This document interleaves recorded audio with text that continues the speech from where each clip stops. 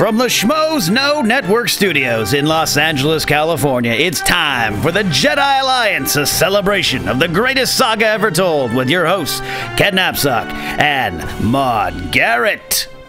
Hello, Schmoville. How are you on this beautiful, balmy evening? You are watching or listening to Jedi Alliance, a celebration of the greatest saga ever told. Yep, Star Wars. We are all over it, Ken. That's right, and it's been another great week with you guys, the fans, getting involved. We are climbing up the charts on iTunes, and that is just because of you guys who are following and it's rating and reviewing and subscribing, all those things you need to do. It's like your Jedi homework. Yeah, basically. That is your Jedi training to become a Jedi Knight, basically. And we have a fan-started Instagram page. Certainly do. Just look up Jedi Alliance on Instagram, give it a like and follow, because there's a bunch of pictures that keep getting up there and we don't do anything about it. It just happens. It's like magic. It's magic. It's Queen Amidala pictures suddenly appearing out of nowhere. I like it. And of course, if you are on Facebook, and most of you are, just follow the Jedi Alliance on the Schmoes Know Network on the Facebook page, because Duel of the Fates every single week will be up there and your vote counts. We had Jedi... Oh, hold on. What did we have on Jedi Alliance last week? Last week, we debated quite fiercely with Jenna Bush who was the better battle leader for the rebellion, General Jan Dodonna from A New Hope or Admiral Akbar. And those of you that answered, it is a trap, because we calculated the results, and Admiral Akbar did double the amount of votes that Dodonna got. But it was a little bit of a landslide. I took the Dodonna side, and I stand by that, though it was close, as we discussed. The one thing I was glad to see in the debate the comment section, the debate raged on. A lot of people they kind of wanted to toss the good general aside, but someone pointed out he was the first to say, "May the Force be with you," in a Star Wars movie, show, comic book, anything. He was the first one. So I think he gets points for that. So he goes down to defeat in the Duel of the Fates debate, but he has that. There will be another one today that's coming up very, very soon. But first, what do you reckon we get straight into this? We've got a wonderful guest on the show today. He is he's looking around going, who?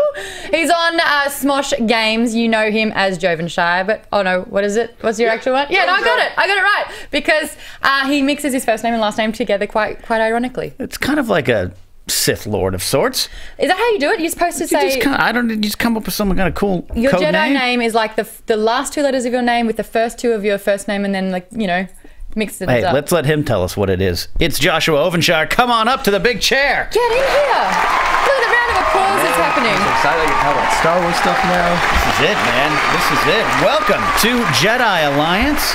Great to have you on, Josh. So happy to have you here. Tell us a little bit about Smosh Games and what you do over there. So Smosh Games is the video game branch, YouTube of the Smosh YouTube channel. So they do like their sketch comedy, and we do, as I like to call, video game shenanigans.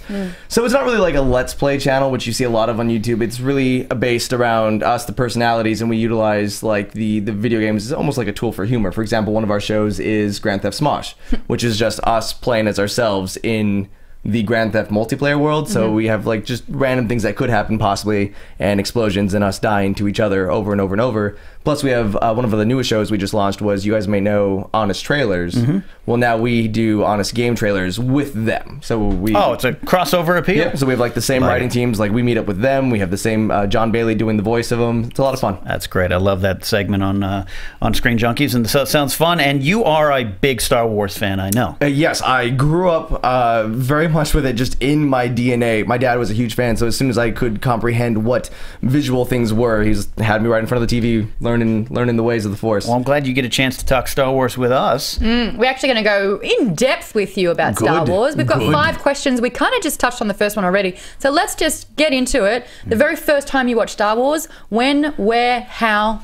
Wait, it's really funny because one of my very first Star Wars memories is actually probably the earliest memory I can remember as a child. I was about 3 years old, and I remember just one moment from watching it was when Chewbacca yells at the mouse droid on the Death Star.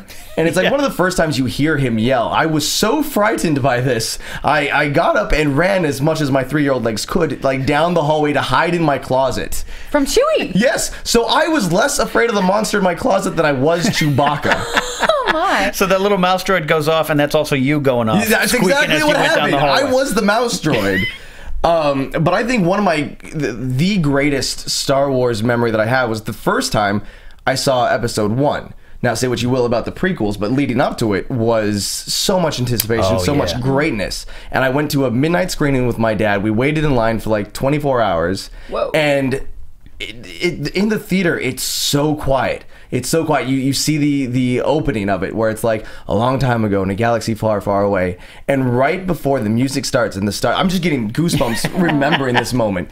But like it just seemed like the longest moment in history. And as soon as the words hit and the music starts, and just everyone erupts in so much cheer. Yeah. As I was young at the time, 13 I think, and I just remember being like, this is the greatest moment of my life. Like, it's here. I know what you mean. When I Phantom Menace saw in the theater, midnight showing, explosion of the crowd just cheering, chills, got tears in my eyes. Also had tears at the end of the movie for different reasons. But I know you can't take that moment away from us. You can't take it away. Say what you will, but it was Star Wars. It was everything Star Wars was supposed to be. The lead up for the next generation, and just all embodied in one moment where everyone was cheering, lightsabers were going off. It was fantastic. Yeah, lightsabers in the air. What of the 6? What's your favorite film? It's 5. Empire Strikes Back. Mainly because I love movie scores. I grew up listening to all of those, and I love all of the music from Empire Strikes Back. The Battle of Hoth is one of my favorite orchestrated numbers because it like Duel of the Fates, Battle of the Heroes are amazing pieces. We were talking about this off air actually. I was listening to this soundtrack driving in today. What better way to get ready for the show? I don't blame you at all. And just the Battle of Hoth, like the way it starts off so menacing, and then it just turns into like the action number of it. So, and then of course Bounty Hunters. Yeah, you like the bounty. It's kind of that dark, gritty side of the galaxy. I remember reading the Bounty Hunter tales with the whole Boba Fett trilogy. It was good. All right, well, that brings us into our second question. Your favorite character and why? I'm sure so many people would always answer this question, but I have to go to Han Solo. And not just because he's that cool guy that everyone wishes they were, but his character is so deep, and you see a lot of it in episode 4.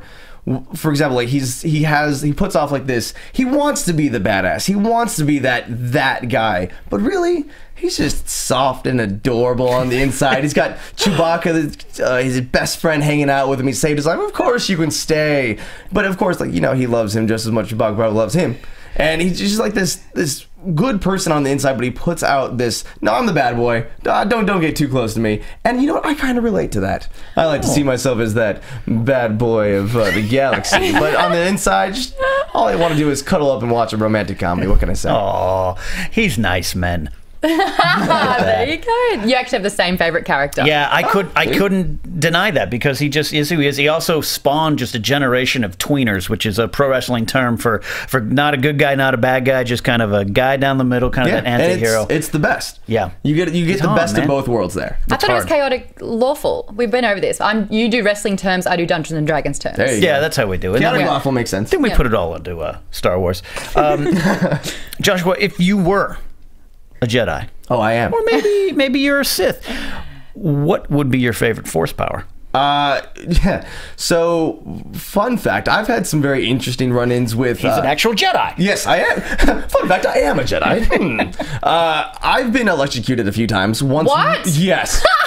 Shouldn't laugh. That's bad. It was because I was actually pronounced dead from one of those shocks. What the Hilarious. hell? So, and then like only a few short weeks after that, recovering from that, I was changing a car battery. Should not have been doing that. I learned what the term closing the circuit means, or completing the circuit. Completing the circuit. Which was another very strong shock. So now I have this fascination with electricity. And I honestly, I anytime I'm holding a metal fork, I'm like, you know, if I put this in an electrical socket, I'm one good zap away from being able to go Palpatine on someone's ass. Let's do it right now here. Can you look at like, mine? yes. Can you do the "Now you will die" line? Can you do that? Now you will die. I like it. He's got that power. So the Sith lightning, just how you can do so many great things with that. If I was to be a superhero, I could utilize that, or in my case, an anti-hero, because you are You'd be a killing badass of the people. galaxy. Yeah. Amazing. We're learning a lot about this guy here. I'm not going to let him look at my I know car. the best to answer 5 as well. Number 4, though, what is the quote from Star Wars you find yourself using all the time in day-to-day conversation? Oh man, well, I've already said most impressive to you. Yes. Like, I know such a good go-to. A lot of people like online, it's like, oh, I love you. I'm like, I know. But honestly, my favorite Star Wars quote: Fear attracts the fearful. The strong the weak, the innocent, the corrupt. Fear is my ally. I love that line so much. Which is a Phantom Menace trailer clip for Darth Maul that never appeared in the movie. Used, like when they showed this, like they're showing off Darth Maul and all this, like all the trailers and the music video, and you're like, this guy's gonna be amazing. His dialogue is amazing, and then they never used it. Yeah. How many times have you said that though? It sounded very rehearsed. 3 times in the car on the way here. Once in the mirror last night, and once while watching Game of Thrones last night. Well, that's a perfect crossover. Yeah. It works there, too. Yep, it does. It's a great speech. And Maul, it speaks to Maul as a character. We're going to talk about Maul a little bit later. That's a great little clip from Phantom Menace. Again, never appeared in the movie. And the one who did voice the line was not Ray Park, who played Darth Maul. Peter Serafinowicz, I believe. Who, bless you. Yeah, who was just in Guardians of the Galaxy.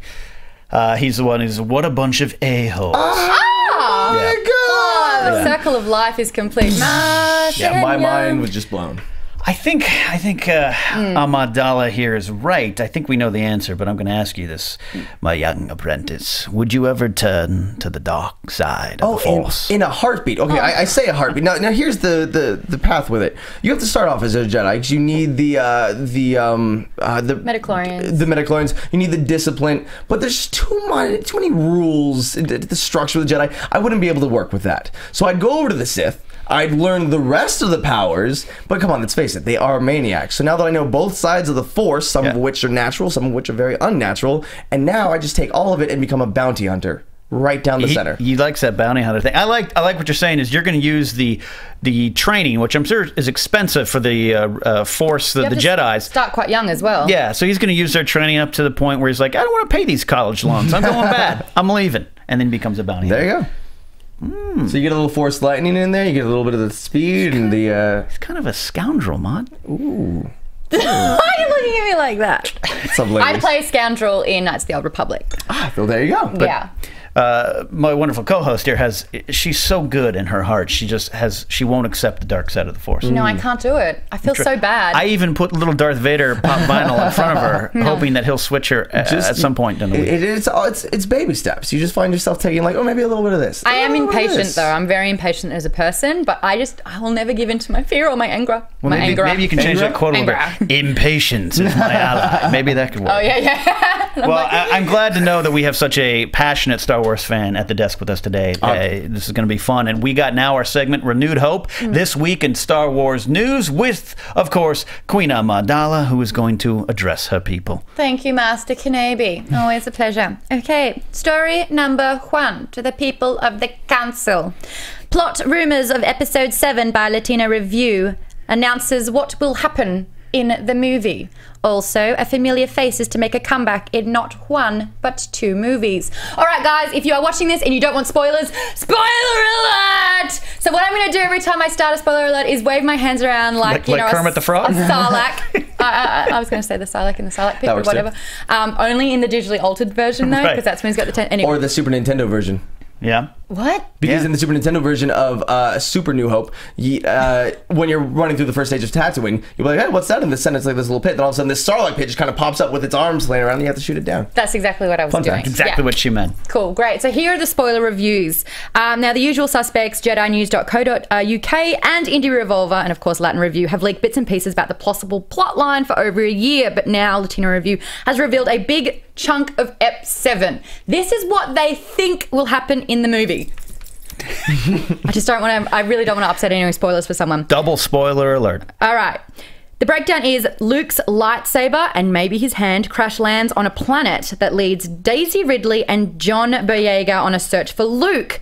Now, this leads them to Han and Chewie, who aren't in the Millennium Falcon because that's who Oscar Isaac has the Millennium Falcon for that.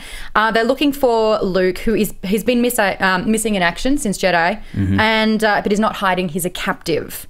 Right, so that's what's going on with that storyline. Right. They've also announced that Emperor Palpatine will be back. Not only at Ep 7, but 8. So last time we saw him, we thought he died. Yeah. He got thrown by Vader down the... Pretty convinced he died. But you know what, in my head, yeah. Luke had a very similar fate where he was thrown down, you know, a very tumbling thing, whatever that was, on Cloud City, held on, Millennium Falcon rescued him. He's still alive. Okay. Could the same thing be happening? But the big difference between those two scenarios is when Palpatine falls down the center, there's that whole giant explosion of force and evil. Yeah. Yes, but the Sith have discovered a technique where they can not die. That's true.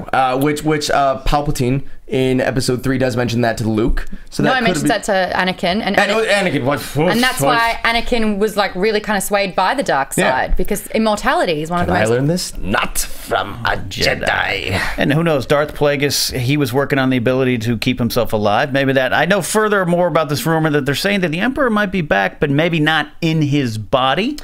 So that picture that we showed last week of the cyborg obsessed with Vader could be the Emperor. Could be. Well, I know because he's all charred up and mangled. Even in the EU, they talk about there being clones of Palpatine, which makes sense in the lore of Star Wars, obviously being clones.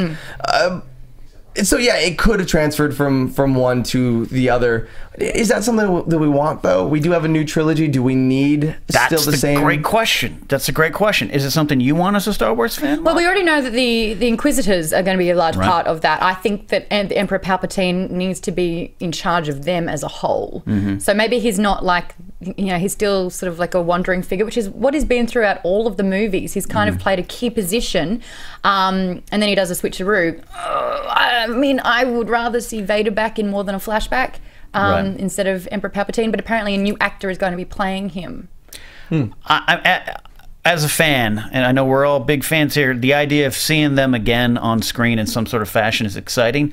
But from a storytelling standpoint, I hope it doesn't come off as, hey, we're going to throw you all what you love. Remember those guys? They're back. Yeah, exactly. You know, maybe is this because we're not getting Wedge and they're trying to say, you know, more Palpatine, less Wedge? I don't know.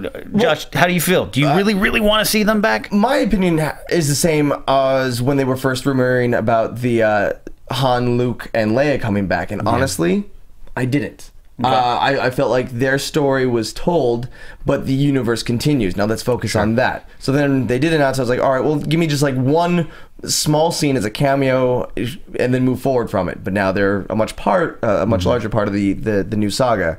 So with Palpatine and a flashback with Vader, cool. If it's there, if it's for a scene or very like a small presence, I can see that working. Yeah. Because there's so many things that didn't work in episode 1, 2, and 3 that they need to go back and fix in 7, 8, and 9. And one of which is having a strong, prominent bad guy throughout all 3 movies. So I think the best way to do that is just to introduce a new villain and let that be the ominous figure throughout. Good point. I like that point a lot. That's definitely something the Phantom Menace clones and Sith lacked. Is yeah, you had Palpatine, but he was growing. He wasn't the same guy all the way through.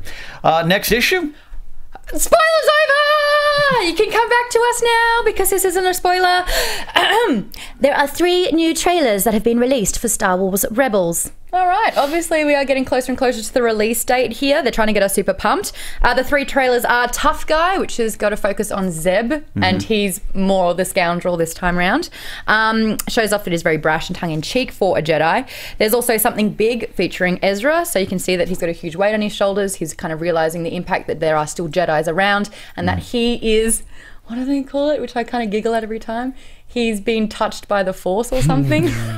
Show us on the lightsaber where he touched you. He's force inclined or something like that. I don't know. I tweeted about it and I got the giggles over it. And then, of course, there is Tyranny of the Empire. And I'm going to show you a bit of that one right now so you can see what the crew's all about. When the evil Empire ruled the galaxy. It's over, Jedi. A small band of heroes joined forces. Ezra, come with us. And ignited. Now. Rebellion. Take cover! October 13th. Entering hyperspace. Join. Oh yeah, it just cut out. Sweet. Anyone else excited that Freddie Prinze Jr. had a line in that? Yeah, I am too. I like Freddie Prinze Jr. as a voice actor. I'm a big fan of the Mass Effect trilogy. He was great. He did a great job with that character. Yeah. Or his character in that. And he's doing Dragon Age Inquisition as well. Ooh, yeah. Which is another good reason to play it. And he is a big Star Wars fan, as we know, so I'm glad that he's getting this moment. Josh, you excited for Rebels? Yes and no. Like, whenever we go into... Fair answer. Yeah, anytime we go into a Star Wars cartoon, like, you have to remember, like... It's for the kids. Yes. Like, episode 1, 2, and 3, as adults, we had our problems with it, but kids love the prequels. They really do. And then the Clone Wars had, especially in the first 2 seasons, had a good balance of, all right, this episode was for the kids, this episode was for the fans. And then they eventually evolved into kids are already attached to it. Now we just have a fan-driven show. Yep. This new one, obviously the look and feel of it and some of the jokes are very kid-oriented. So is it going to drive more towards them? And will I enjoy it as a Star Wars fan and as an adult? I don't know. I'm excited because it is Star Wars, and I was liking Zeb. I like the stuff. Yeah, I'm going to give it a few seasons. All right. Well, October 13 is when it's coming out, as we heard. I like those trailers, though. What I like about this series, what I'm looking forward to it, is that it has that old feel of things we know. TIE fighters, stormtroopers, Imperials. As much as I love the Clone Wars, I love the Clone Wars. But they were homage to the prequels. And also, you're right. We forget as adults there's some kid stuff there. I really recently recommended the Clone Wars to a friend of mine. He's loving it, except for he came down, sat me down, and he's like... You didn't tell me about like the 5-episode arc of like droids and a frog running around. And I'm like, yeah, you got to kind of work through some of that stuff. I'm sure there'll be some of that in Rebels. But what I think is really going to work for Rebels is the main character, or the one that the point of view for the Clone Wars was a young child, whereas this one is you have an older, maybe like young adult with like a strong crew around him, almost fitting like the same algorithm that Firefly had. I was going to say Guardians as well, which is the same sort of thing. Exactly. So I think it'll be easier for a older demographic to attach to, and I think that's going for it, and it'll make it a strong success. Woohoo. And I'm about eight or nine chapters into the book A New Dawn, which is the prequel to this series. And which isn't out yet, which is why he's mentioning it so he can rub it in. That's right. Me and head schmo Darth Harloff are doing a little book club together on this. We cuddle in bed on the weekends and read. Yeah, a little nightlight. We share it. May the force be on you. We are both we like it. I more than him feel it's a little slow, but the characters are great, and Christian's going to come on. We're going to talk about it when we're done reading the book. Awesome. But it's getting me a little excited for Rebels. Okay. All right. And the third story, Star Wars Commander is out now for free on iOS. Now, we've got it on our iPads. That's right. In fact, I should probably check right now if my stormtroopers are done building. So this is the problem. We'll talk about the game. It's by Disney Interactive and Lucasfilm. It's free to play. It's a combat strategy game exclusive for iOS first. Obviously, it's going to go into Android, etc., and other different templates and tablet formations. It's very, very, very similar to Clash of the Clans, which is what I used to play. I put about a year into that game. So how much actual real dollars did you put into that game? No. About $60. They got you. That I'll never see again. That's pretty good for a year. I've already put about 40 into Star Wars here. No. Yeah. Or at least that's Star Wars branded. It goes to a good cause. I also considered a little bit of research, right, for the show here, right? Of course. Right? I'll claim it on tax somehow. Yeah. Right, so great. as we're live on air here or recording here, I'm going to make sure my alloy and my money is growing, so by the time the show's over, I can build some more ATSTs. Where are all your turrets, dude? I spread my guns out. I don't put them all in one area. That's a bit of a bad strategy. I recommend putting them all in one area. Alrighty. But we have a trailer of the game, so for those of you who want to join, because I have a squad, and maybe you out there listening want to join my Stomping Wampas squad on Star Wars Commander. Josh, go ahead and play it. The Empire would find your skills useful. Take over the galaxy as the Empire, or command rebel heroes to restore freedom. I do hope you haven't been fooled by the Empire's propaganda. So obviously from that, you can tell that you can go on the Rebel Alliance or the Galactic Empire, recruit your armies, build the vehicles. There's familiar faces all the way through it. You can play as Chewie. This is from my side because I've obviously chosen the light side. Nice Chewie noise. Han Solo, etc., etc. But I mean, I already regret choosing to be in the rebellion. Good. I know this is the first time I'm kind of going to the dark side. I told you, it's those baby steps. Yeah, it's a fun game. I've already lost about 9 hours of my life in like 2.5 days, and I only stopped because I had to sleep and I had to work. But it's fun. Some of the battle play is a little frustrating for me. The AI is not perfect, so I'll have a walker shooting at the wall. There is a Wampa attacking you right now. Like, what are you doing? He's right there. So, but it's fun. You have a chance to sample this yet, Josh? I see. Here's the downfall to being very much against Apple. Oh, I know. I get you. I'm a big Android fan. I like everything about their phones. Far superior to the iPhone, in my opinion. Send your hate my way, please. But the downfall in this is that I don't get the chance to play these cool games when they show up on Apple platforms. Maybe you'll get that. It seems like it's going to be very popular. In that case, please put it on Android so I can play Patience, young Padawan. I am a Sith. I can't do the patience either. Star Wars! Yes! Pick a card. Obviously, Star Wars trivia. You may not know this, Josh, but what we do is select a card. Whoever yells it, the other one has to do the card, and I will quiz you. So far, you are winning. I forget the score, but it's up on the 16-13. It's up on the Jedi Alliance Instagram page. Are you ready? Or is this just me? Can I draft Josh in? Or I'm going to shout out whether the rules allow for it or not. Okay, then we're going to be on the same team. I'm going to choose a guest in my corner. Know the answer. All right, we're together here. You got to help me. Who tells Luke, I shall enjoy watching you die? Oh my gosh. Why am I drawing a blank? Because Harloff's in the room. I know. 5, 4, 3, 2, say something. The Emperor. Jabba the Hutt. Oh gosh. Wow. See, wow. My brain just doesn't work that way. I know. I'm going through like all the audio files. I'm like, no one ever says those words to him. Because he didn't say those words to him. Yeah. I should have gone with that little Jabba. All right, next question. I got this. We're back. What vessels did Lando refer to when noting, we might just take a few of them with us? Star Destroyers. Absolutely. Yep. Who told Luke Skywalker he couldn't attend the academy? Wedge. No, not Wedge. His uncle. You know. Uncle Owen Lars. That's the one. What planet was Luke over when he announced over his comlink, I'm not picking up any cities or technology? Well, Dagobah, Yoda's hometown, yeah. What Ewok warrior discovered Princess Leia? Wicket. Yes. And how many times did Vader ignite his lightsaber during his duel with Luke on the second Death Star? On the second Death Star. Okay. So 1 for when he swings at Palpatine, 2 at perhaps your sister will, and I'm gonna say 3. Okay. Only because I feel like I could be missing one. There was a lot of stuff. Oh no, I was trying to think when he tripped on his cape. We'll go 3. What do you want to say? I want to say 2. You're the Star Wars expert. It's 2. Oh, see. All right, no. So that was 4 out of 6. 4 out of 6. Brings you to 20, your total. Had I been more confident with myself, I would have been right. That's good. But I was expecting to be wrong. It was an interesting strategy on my part because that means when I challenge her, she's got to play by herself. No. I don't think we can stop him even if there's rules involved. All right, we'll get him involved. All right. The whole scam. He'll shock you. Maybe we'll join. I'm like tapping you every time I tap. It's like a little tap.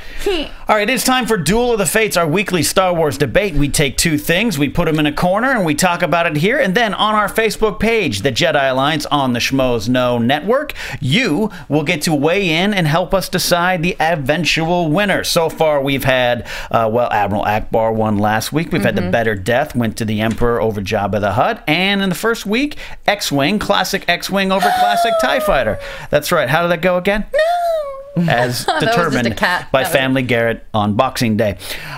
So this week we've got I think this is going to be a very hotly debated topic. It is, what is the better ship, Slave One or the Millennium Falcon?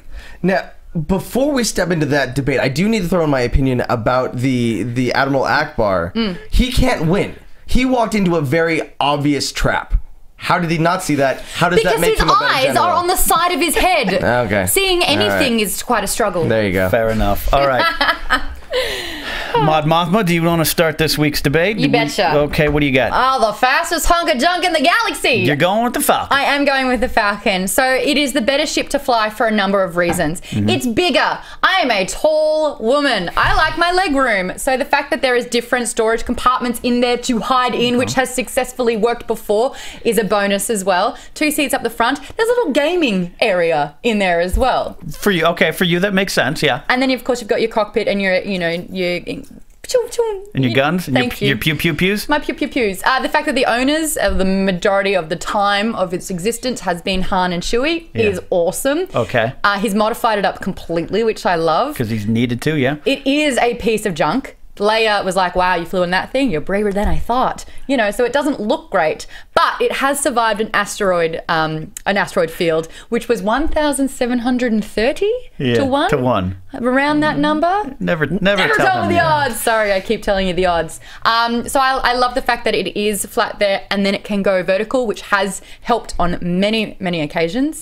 And the fact that also Han won it in a bet, I think's great. And from Lando Calrissian, who won it in a bet from someone else who couldn't pay his debts. So I think that history behind it, it's really, really fun. Well, you know, you're not wrong. Okay. But I'm going to go with Slave 1, and we're going to let him be the tiebreaker here on set. Slave 1 is... Look, Falcon is great, and I agree with you. It's a good place to hang out. It's kind of like a scoundrel pulling up to go on a date in like one of those old vans that has some shag carpet in the back. Shag and wagon. And like, hey, get on my van. It doesn't look like much, but it's got to where it counts. It's got grunt. Slave 1 is like that classy sport car sedan type of thing that you're going to cruise around with, and people look at it and go, look at that ship. And I love that it's got you can fly it up, sideways, and the weaponry just for this tiny little ship that's just one man trolling around the galaxy looking for bounties. Sounds so lonely. It is. I kind of like my solitude. Okay. I don't need my loyal dog with me playing chess. All right? Wow. I love Chewie. I love Chewbacca. Favorite character but as I'm well. sure Chewbacca gets a little musky during the winter, and you got to be in the ship with him there. This is me, my helmet, and myself, and maybe a dude in carbonite in the back. And the weaponry is cool. We already discussed one of my favorite sounds in all of the Star Wars universe. This is sonic charges. From episode 2? Yeah, it's basically dubstep or Yeah. a Transformer movie. I love it. So I am going with Slave 1. Now, both ships are great for different situations, but the Millennium Falcon did run the Kessel Run in under 12 parsecs. Yeah. Now, before we say that I'm siding with the Millennium Falcon, parsecs aren't a measurement of speed. And I like to, I like to apply to the theory that Han was just lying when he said that. He's a bit of a scoundrel. Anytime he's ever said that it's a fast ship, he's talking to Obi-Wan or he's talking to Luke Skywalker. Bull, he's talking to Lando Calrissian. During Death Star 2.0, he said, you have to take it because she is the fastest ship in the fleet. The speed is the only selling point. In the fleet. So you're dealing with X-Wings. Those medical cruisers? The A-Wings, yes, are fast, but not as fast as the Millennium Falcon. Speed. Most things, including my grandmother, can beat a Y-Wing. All right? So, of course, he had to take the Millennium Falcon. Whereas the Slave 1 is made for tracking down his bounty. This is your fantasy of becoming an actual bounty hunter, though. It kind of does all fall into place. It's all part of the theme. So it's just the better, well-rounded ship. It works. It was able to keep up with the Millennium Falcon, so it couldn't be that fast. The weapons on it, it's just everything that you need. And it's actually quite spacious. I mentioned the Tales of the Bounty Hunters earlier, where Dengar was just kind of chilling with Boba Fett in the Slave 1. You can fit other people in there. You can hang out. You can play some chess if you want to. Wouldn't. Probably not. Okay. All right, so we're 2-1 here on the set, but it is up to you, the fans of the Jedi Alliance, to decide. So you're going to go to our Facebook page. Absolutely. Just search the Jedi Alliance on the Schmoes Know Network. Tell us, what do you think the better ship is? Is it the Millennium Falcon or is it Slave 1? We'd love to hear your thoughts. We'll calculate them and let you know who wins next episode. That's right. It's one of our favorite segments. You guys love getting into it, and we love reading everything you say and help us deciding all these things in the galaxy. So we're going to go on to Force Dawn next, but before I do that, I'm going to challenge you to a star pause. Okay. Josh, can you please help me? Oh, you done right. I'm going to help. This is fun. Thank you. Who wants to pick the card? He can, because then I Okay. can blame him on him if it's a bad one. Yes. Thank you. But I'm still Jedi. Like, I'm still a Padawan. All right, perfect. I still look He's for the got good the in card people. here. Okay. All right, perfect question to start here. Who did Boba Fett refer to when he told Vader, "He's no good to me, dead"? Han Solo. You? Who issued the order? For the win! Who that is an issued? amazing shirt. Don't do that again. Sorry. Who issued the order for the second Death Star to fire its prime weapon? Who issued it? Yeah. I want to say Bane. Who else would? It's like a General Tarkin or some crap like that. Piet died on Battle of Hoth, right? Who? I mean, Vader made the need an first answer. call. Vader made the first call for Alderaan, but did he make the second one to focus all of his firepower onto what? This is in Return of the Jedi. Who gave the order for the second Death Star to fire its prime weapon? Josh. 5, 4. I'm going to say Tarkin because you look smart. Wait, no, Tarkin, he's dead. He's dead. Oh, he is. Grand Moff Tarkin died in the first one. I'm gonna need an answer here. Piet. Starts with a G. Is that your answer, Ali G? My answer is it starts with a G. All right. The answer, of course, is the Emperor. Fire at will, Commander. I thought that was the first one. That wasn't the... No, Vader made the call for the first one. Okay. To test the fire. All right, 1 point out of 2. Here. Okay. All right. Okay. What 4-word phrase describes the time frame of the Star Wars movies according to the opening text? A long time ago. Yeah. Who first located the tractor beam power stations aboard the Death Star? One more time. Who first located the tractor beam power stations aboard the Death Star? C-3PO. R2 because he can get into the network. Oh. That's the correct answer. Yeah. R2-D2 will give that to you. 3 out of 4. All right. How many Gamorrean guards tried to block Luke's passage into Jabba's throne room? I want to say 2. Yep, two axes. That is it. Final question. What 2 words finally convince Han to help rescue Princess Leia, you scoundrel? It wasn't about her. It was about money. So what two words convinced him? Yeah. You'll be rich is 3. She's rich. Oh, yeah. That's your answer. Woo! All right. We got the same. 5 out of 6. All right. Okay. Draw it close. My poor performance today means you are in striking distance. You are 1 ion cannon blast away from taking me down. That's 2018 in the Star Pause right. Challenge, and we'll continue with that as we go along. And new segments are coming with the show. But Star Pause, it's one of my favorite things to battle you It really in trivia. is. Yeah, it keeps me on my toes as well. All right, we're going to go to the next segment called Forced On. There's a lot of things in the Star Wars universe. We like to take one thing and force it on you during an episode in a good way. Yeah, we're going to force feed you all the information that you need to know about it and get you excited. Maybe you've heard about it, maybe you haven't. This one I have not, so I'm looking forward to you, Master Kenobi, teaching me about this. Let's go to the comic book shop. The Dark Horse series, which sadly this company loses the license to their comics this year to Marvel, was kind of an expected decision. They've done a great job over the years. Some of it's wild, out of canon stuff, but this is actual pure canon. It is the 4-issue arc, Darth Maul, son of Dathomir, which is actually a Clone Wars episode arc that did not air on the show because the show, of course, was canceled. The episodes weren't completed. It would have been part of the 6th season. As you know, Darth Maul came back during the Clone Wars. With Robo-Legs. With Robo-Legs. When you guys heard about that, what did you think when Maul was coming back and that's how he came back? He ain't gonna have kids. Good point. The first thing I thought was, yeah, that makes sense. You had to bring him back. He was a fan favorite that we never got enough of, and this was the only way you could do it. He's gonna have a colostomy bag on him somewhere. At some point, something's That's gotta, not sexy. Yeah, there was things that logistically You weren't asked working me out. No, what I would think, and that is Fair exactly what question. I would think. I like how he poops is really where your mind goes. That's where it went. Well, this series, again, 4 issues. It's the trade paperback is coming out in October. It's great. Jeremy Barlow is the writer, and it. I don't want to give away too much of the plot, but the art is great. Josh, you were looking at the art. Look at those covers. The art from the Dark Horse Star Wars comics have always been really, really good, but this is a picture of Darth Maul that I'd get that on my wall in a heartbeat. Yeah. Yeah, and the cover art was done by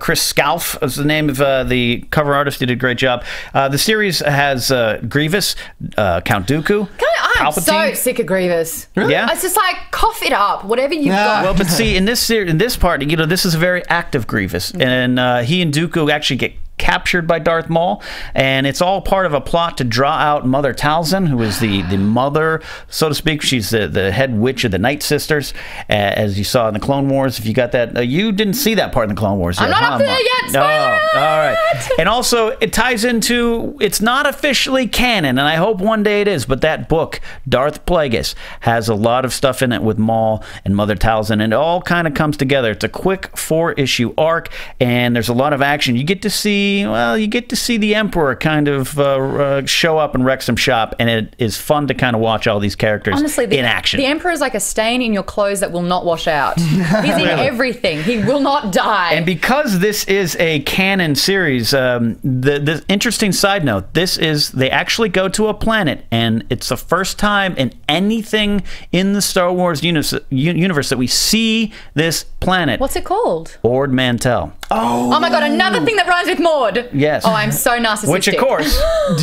Do you remember the Star Wars TCG, or CCG as it was? I don't. So it was the Star Wars card game that was in the 90s, I believe 90s, and you played it by each player started with a planet. No, but they had that planet, and no one ever really. It was one of the best planets to use in the game, but they had obviously very little information on it. And it is famously mentioned in Empire Strikes Back by.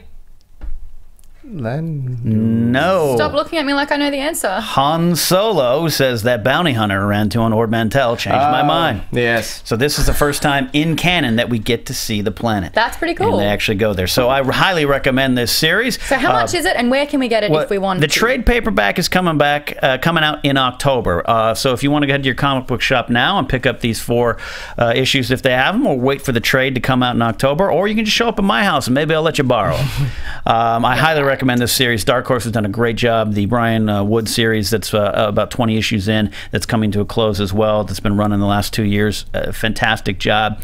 Again, not canon. It's got to go away and flitter into the universe. Yeah, but some great stuff. The canon reset done by Lucas as of recently. Also, like I said, this was from an unproduced Clone Wars scripts. They're also going to do a book on Asajj Ventress based on some unproduced scripts there. That character kind of had an open end in that series. Ahsoka Tano as well. I hope that character pops back as well. So anyways, forced on for this week, the Darth Maul comic series. Check it out. Darth Maul, son of Dathomir. Beautiful. Now, we do like to finish things off at Jedi Alliance by looking back at the lives that were lost in a really sad and unfortunate way. A life that you maybe had no thought about before until now. The official obituary called In Memory. That's right. So far, we have paid tribute to the memories of fallen warriors who gave the ultimate sacrifice for the causes they believed in. A biker scout, an Imperial Walker gunner, a veteran rebel soldier on that Tantive 4 at the beginning of New Hope. But today, we paid tribute to a being who lost his life simply because he was doing his job. His name is Snort of Clan Grakfed from the planet Gamor. That's right, a Gamorrean guard. He was in the employ of Jabba the Hutt. He died when a man claiming to be the last Jedi Knight and a friend to known criminal Han Solo attempted to assassinate his boss. Snort's laser blaster was ripped from his holster by the so-called Jedi, probably with some sort of force power. And these Jedis are supposed to be defenders of peace and justice in the galaxy, but here... That's aggressive. Very aggressive. His gun went flying, so the simple-minded yet loyal Gamorrean guard tried to wrestle the blaster out of the Jedi's hands, but suddenly found himself free-falling down a trapdoor alongside the Jedi.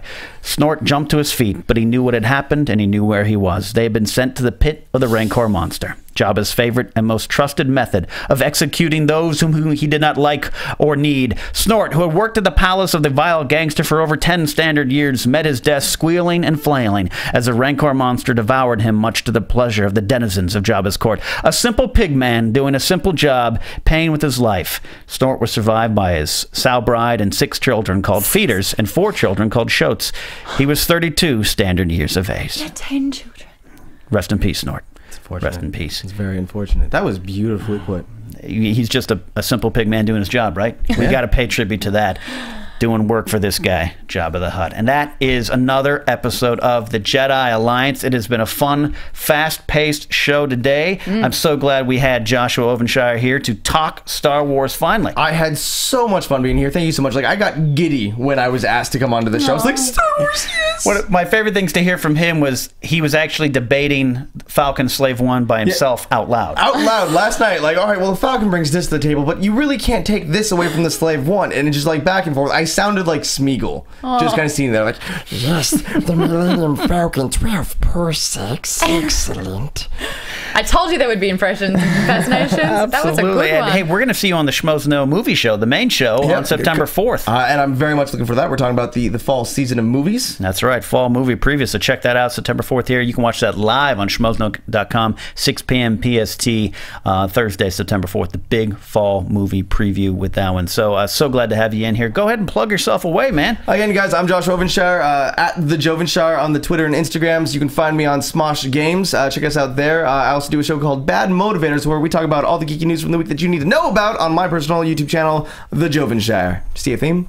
Just run with it. I absolutely see a theme, and we know on the way home you're going to be singing the Jawa song to yourself. Sorry, that was my bad. I had it in my head. If you are watching this one, make sure you like it and subscribe to the channel because, you know, we have an internal competition and we are very competitive, so we want to win. Also, there are other shows. So there's Profiles, Guilty Pleasures, Meet the Movie Press, and the main show, which we have spoken about. The Schmoes Know Movie Show. Rate and review on iTunes as well, because clicking 5 stars and writing a little review definitely does help, and we want to get back to, I want position 4. You want to get back to 4? That's the official Star Wars number. Okay. The 4th. I think we're going to be there. And don't forget, you can watch it on YouTube and subscribe to youtube.com/Schmoes Know Podcast. And that's where you can get all the shows from the Schmoes Know Network. And like I said, Guilty Pleasures, Profiles, Meet the Movie Press, the main show. And there's a lot more to come from the Schmoes Know Network. It has been a lot of fun, and there's some great shows. I know I can't announce them yet officially, but I know there's some great stuff the fans are going to like. So find our show on there. Comment away. We try to get back to you, some of your comments,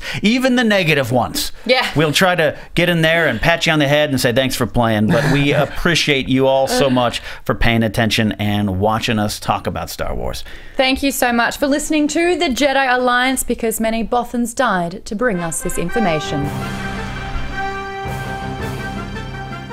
For producers Christian Harloff, Mark Ellis, and the entire Schmoes Know Network crew, we would like to thank you for listening to the Jedi Alliance on the Schmoes Know Network. Special thanks to Kevin Undergaro and Maria Menounos, the author of Every Girl's Guide to Diet and Fitness, in stores now. To watch or listen to other Schmoes Know Network episodes, get movie news, and join the conversation, be sure to visit schmoesknow.com and find the Jedi Alliance on iTunes and subscribe, rate, and review. I'm the Pit Boss, and this has been a presentation of Schmoes Know